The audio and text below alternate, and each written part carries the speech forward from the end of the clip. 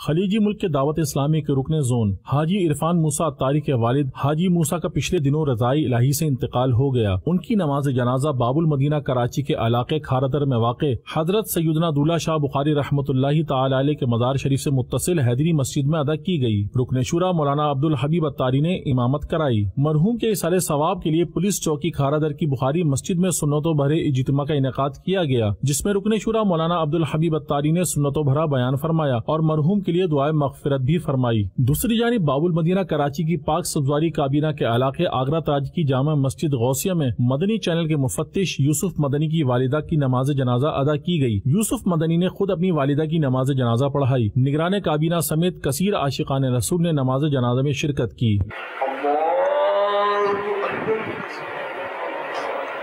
السلام علیکم ورحمۃ اللہ۔ السلام علیکم ورحمۃ اللہ۔